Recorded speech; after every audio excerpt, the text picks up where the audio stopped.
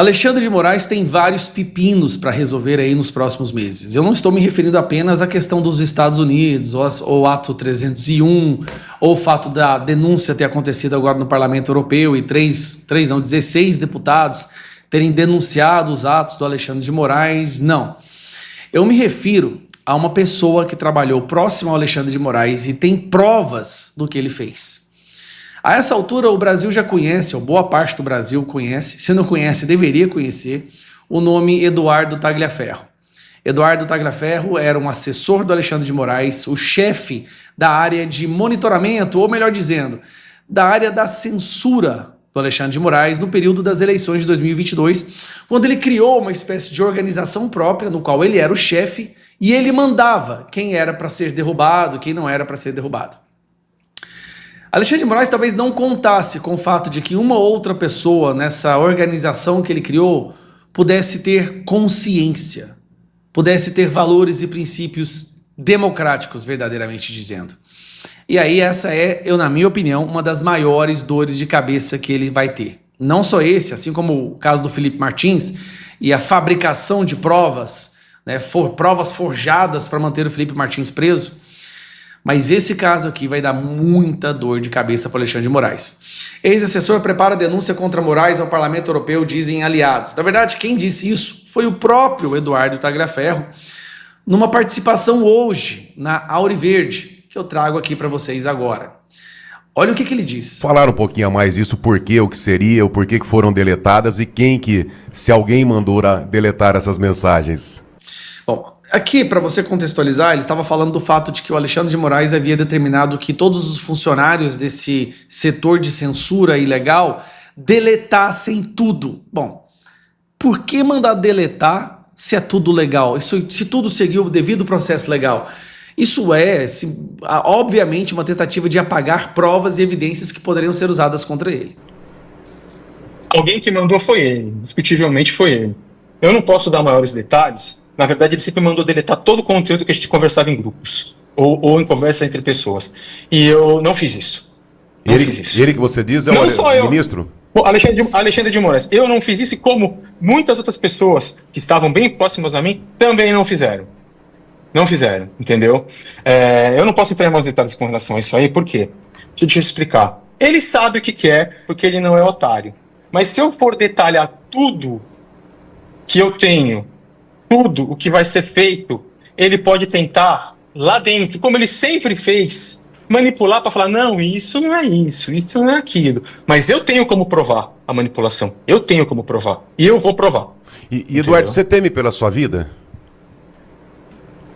Eu não tenho medo de morrer, cara. Independente dessa situação, eu nunca tive medo de morrer. Eu só peço a Deus que eu não morra afogado e nem queimado.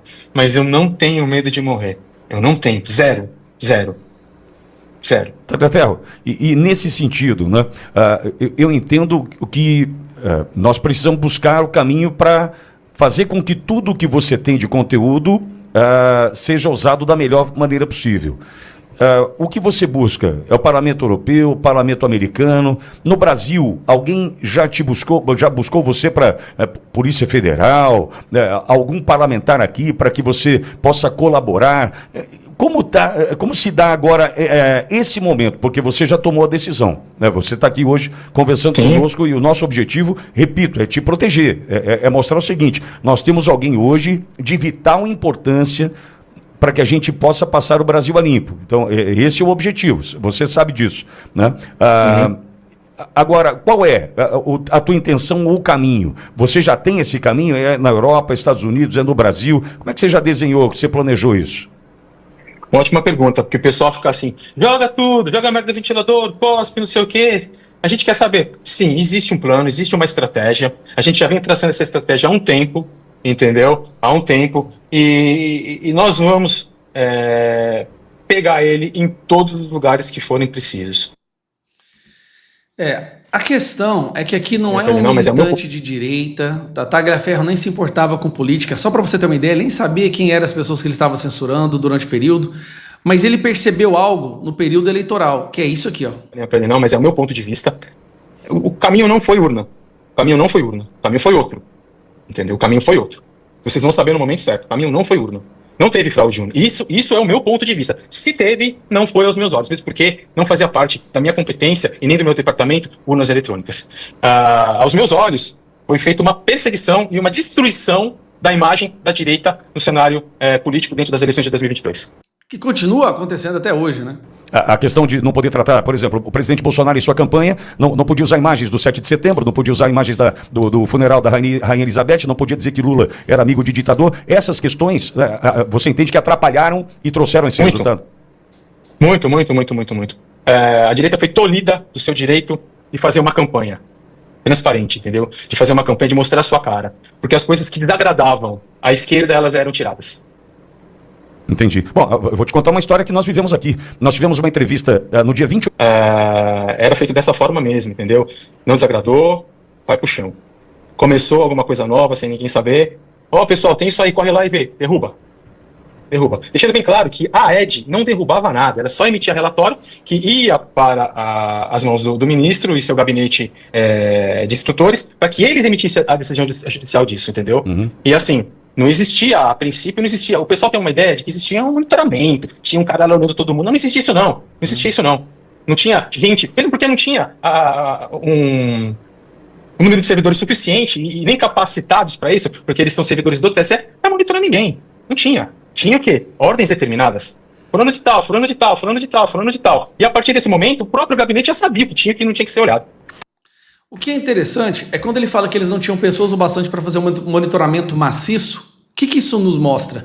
Essa decisão da derrubada do artigo 19 está passando essa prerrogativa para as big techs de censurar tudo que o STF não gosta. Como é muito difícil censurar milhões de pessoas, eles estão colocando as próprias big techs para fazer isso ou elas serão penalizadas. Eles estão terceirizando para uma entidade privada a censura política, sob pena de perseguição da entidade privada. Então assim, esse é o Tagliaferro, ele tem provas, como ele mesmo disse, ele não apagou as conversas, ele tem um mundo de provas para apresentar contra o Moraes fora do Brasil, porque todos nós sabemos que se aqui dentro você fala alguma coisa, preso, Polícia Federal, derrubada de redes sociais.